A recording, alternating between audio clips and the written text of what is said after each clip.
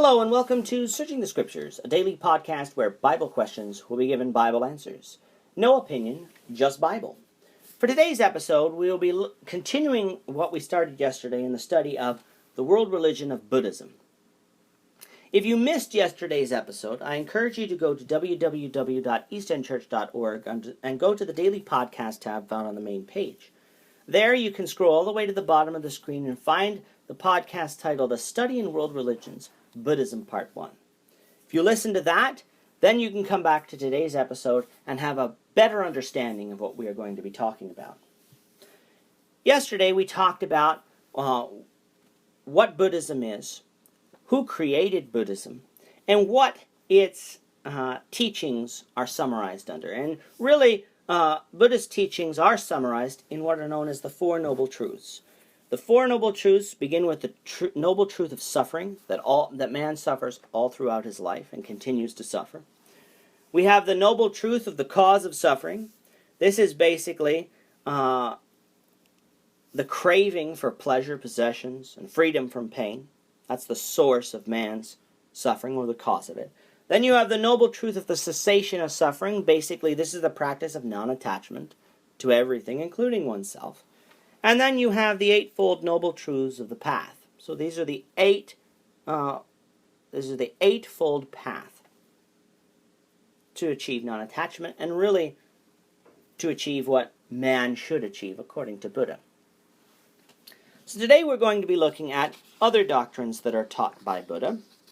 We're also going to be looking at the two great traditions of Buddhism. And then we are going to be looking at the three takas, which are the baskets or collections of the sacred books of Buddhists.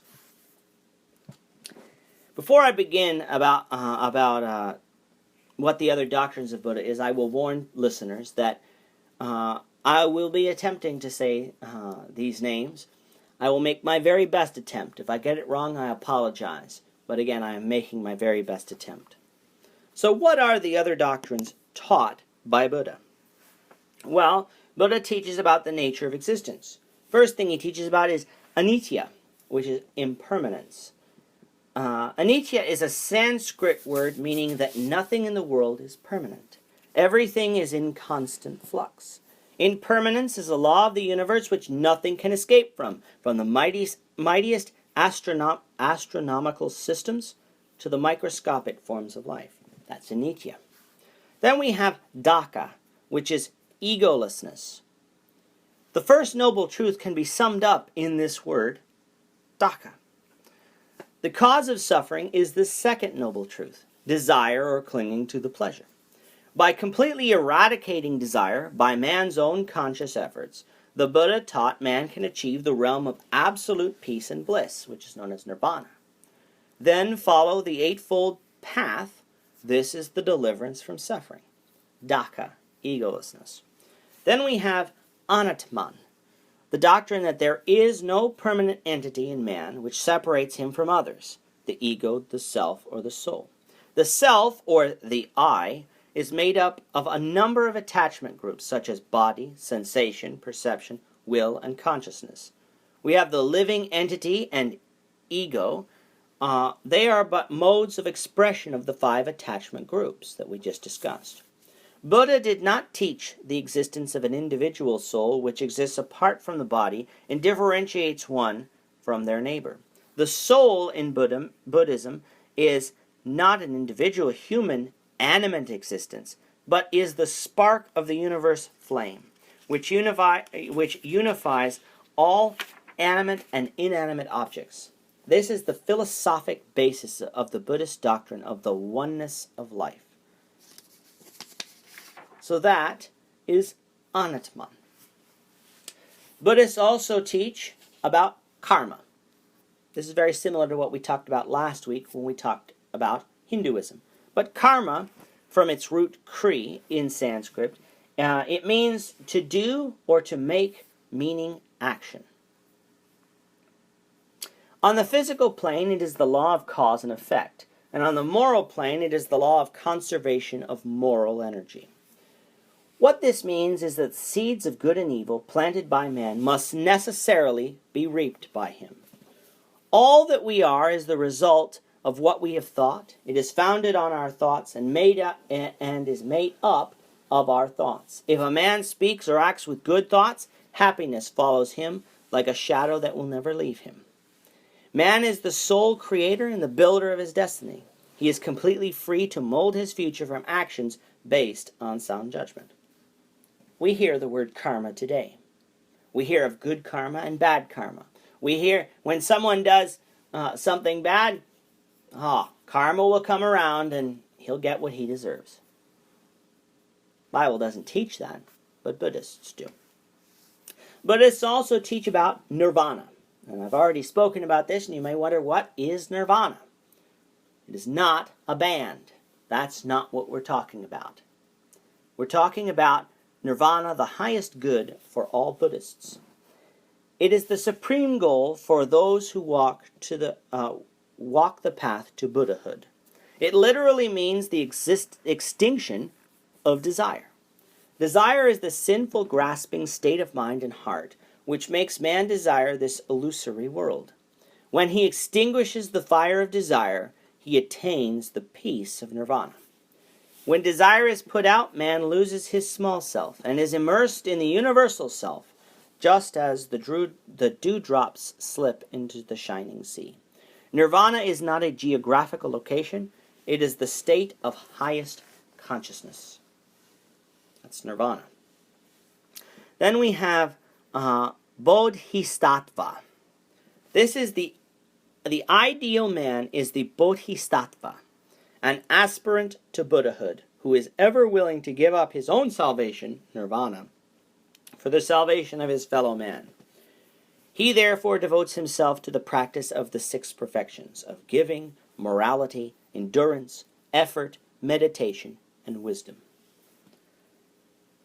So we have these 6 doctrines, the nature of existence. We have Anitya, Dukkha, Anatman, Karma, Nirvana, and Bodhisattva. Those are the 6 doctrines taught by Buddha. Buddhists also have the 2 great traditions of Buddhism. The one is known as Hinayana, and the other one is known as Mahayana. Hinayana, is known as the lesser vehicle. This is more austere and limits nirvana to monks and nuns. Manayama, or the greater vehicle, this offers hope of nirvana to all. This stresses compassionate concern for humanity. The Bodhisattva, the enlightened one capable of self-sacrifice for others, is the highest ideal. Zen Buddhism is a subdivision of Mahayana and is often considered to be the purest type of spirituality in the Far East. It was imported from China by the Japanese, and later many in Europe and North America follow it as well. Zen stresses prolonged meditation in combination with shock to achieve satori, or enlightenment. So we have the 2 great traditions of Buddhism. Hinayana, the lesser vehicle, Mahayana, the greater vehicle. The last thing we're going to look at today is what is known as the 3 takas. These are baskets or collections of the sacred books of the Buddhists in which the teachings of the Master are preserved. We have the 3 takas. We have the Sutra Pitaka. That contains the speech and the sermons of the Buddha dealing with the method of salvation for the laity. We have the Vinaya Pitaka. That contains the moral standards to be observed by the priests and the various rulers of the order. And then the third one is the Abhidharma Pitaka. That contains the metaphysics and the philosophy of Buddhism. These Pitakas were handed down to this day in various editions, the oldest being the Pali and the Sanskrit editions. Other ancient editions are found in Chinese and Japanese. Some parts are translated into English and others into European languages. So that is what the doctrines of Buddha are, the traditions of Buddhism, and the 3 Pitakas. or the collections of the sacred books.